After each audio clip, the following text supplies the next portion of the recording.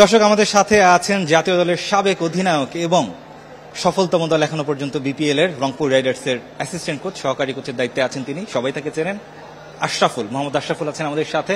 আশরাফুল, জানতে চাই, রংপুর রাইডার্স দুরন্ত গতিতে এগিয়ে চলেছে, সবগুলো ম্যাচ তারা এখনো পর্যন্ত জিততে পেরেছে, এই সাফল্যের রহস্য কি? না, আলহামদুলিল্লাহ খুব ভালো হচ্ছে। এটার মূল রহস্যটা আমার কাছে মনে হয় যে আসলে বিপিএল শুরুর আগে আমরা গ্লোবাল টি-20 খেলতে গিয়েছিলাম গায়ানাতে। ব্যাক টু ব্যাক 3টা ম্যাচ উইন করে চ্যাম্পিয়ন হয়ে আসাটা আমাদের জন্য একটা প্লাস পয়েন্ট ছিল। আমাদের বন্ডিংটা খুব চমৎকারভাবে হয়েছে।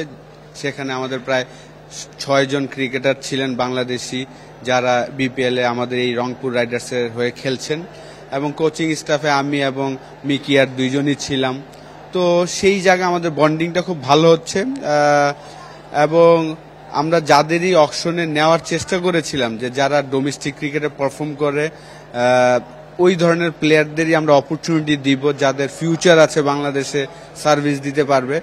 তো আমি মনে করি যে প্লেয়াররা যেমন পারফর্ম করছে, আমাদের ম্যানেজমেন্ট গ্রুপটাও খুব চমৎকারভাবে কাজ করছেন এই ভালো খেলার পিছনে। তো অল ক্রেডিট ডেফিনেটলি প্লেয়ারদের, কিন্তু খুব চমৎকারভাবে মিকি আর রান করছে এই টিমটাকে।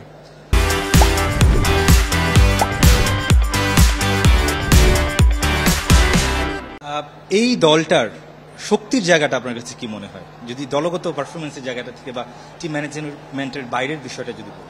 আমাদের সবচেয়ে শক্তির যে জায়গাটা আমার কাছে মনে হয় যে আমাদের নাম্বার 4 থেকে শুরু করে নাম্বার 8 যে 4 জন খেলছেন, নাম্বার 4, 5, 6, 7, 8, এই যে 5 জন ক্রিকেটার সবাই অলরাউন্ডার। এটা একটা বড় প্লাস পয়েন্ট আমাদের জন্য। ইফতেখার 4 নম্বরে ব্যাটিং করছেন, অফ স্পিন বল করতে পারেন। খুশদিল 5 নম্বরে ব্যাটিং করেন, লেফট আর্ম স্পিন করতে পারেন। 6 ক্যাপ্টেন খেলছেন, সে চমৎকার লিডারশিপ করছেন, ক্যাপ্টেন্সি করছেন, উইকেট কিপিং করেন। ব্যাটিংয়ে 2টা ম্যাচে চমৎকার ফিনিশ করেছেন। 7, 8 আপনি শেখ মেহেদি অলরাউন্ডার, চমৎকার বোলিং করে থাকেন, নতুন বলে ব্যাটিংও করতে পারেন। সাইফুদ্দিন লাস্ট বিপিএল এ বা যতদিন ধরেই খেলছেন আমরা জানি যে সে কতটা অসাধারণ একজন অলরাউন্ডার। তো আমাদের টিমের সবচেয়ে বড় প্লাস পয়েন্ট আমার কাছে মনে হয় যে আমাদের 5টা প্লেয়ার তারা অলরাউন্ডার, জেনুইন অলরাউন্ডার। একটু ভিন্ন প্রসঙ্গে যেতে চাই আশরাফুল, আমরা ফারুক আহমেদের কথা শুনছিলাম, বিসিবি সভাপতি। তিনি বলছিলেন যে এক ধরনের স্কারসিটি রয়েছে ডিরেক্টরদের মধ্যে, যেহেতু খুব অল্প সংখ্যক ডিরেক্টর এই মুহূর্তে বোর্ড পরিচালনা করছেন। আপনার বোর্ডে আসার ইচ্ছা আছে কিনা, ডিরেক্টর হওয়ার ইচ্ছা আপনার কতটুকু, যেহেতু একটা স্কারসিটি রয়েছে এই মুহূর্তে? না, দেখেন, আসলে শুরুর দিকে 2 মাস বা 4 মাস আগে যেভাবে শুরু হয়েছিল, ওই সময় আমার একটা অফার এসেছিলেন, কিন্তু আমি ব্যক্তিগতভাবে মনে করি যেহেতু আমি ক্রিকেট ছাড়ার পরে কোচিং লাইনে আসতে চাই, তো এই মুহূর্তে আসলে আমি ক্রিকেট কোচিং লাইনেই থাকতে চাই, কারণ আমি এনজয় করছি এই জিনিসটা।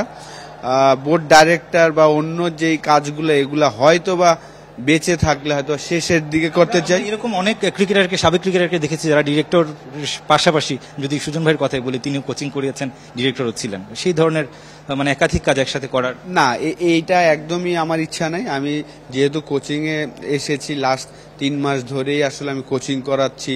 গ্লোবাল টি-20 দিয়ে আমার শুরু হয়েছে, সেখানে আল্লাহর রহমতে সাকসেসফুল চ্যাম্পিয়ন হয়েছে রংপুর রাইডার্স। এখন সেকেন্ড অ্যাসাইনমেন্ট, এটা আমার বিপিএল। তো আমি আসলে জাস্ট ক্রিকেটে মাঠে থাকতে চাই। বোর্ড ডাইরেক্টর বা সিলেকশন প্রসেস, যে এই জিনিসগুলা হয়তো বা একদম শেষের দিকে, যখন আমি বেঁচে থাকবো, শেষের দিকে করার ইচ্ছা আছে। ওভারঅল এবারের বিপিএলটা সোফার এখনো পর্যন্ত কেমন দেখলেন? গ্রাউন্ডসম্যানরা খুব চমৎকারভাবে উইকেটগুলা তৈরি করছেন, হাই স্কোরিং ম্যাচ হচ্ছে, এবং লোকাল প্লেয়াররা ভালো করছেন। এটার ক্রেডিট ডেফিনেটলি ক্রিকেট বোর্ডকে দিতে হবে, কারণ বিপিএল শুরুর আগে এনসিএলটা শুরু করেছেন, সেই কারণে আমাদের লোকাল প্লেয়াররা কিন্তু ভালো ফর্মে আছেন। তো সোফার আমি বলবো যে খুব ভালো ক্রিকেটই খেলছেন সবাই। অসংখ্য ধন্যবাদ আশরাফুল আপনাকে।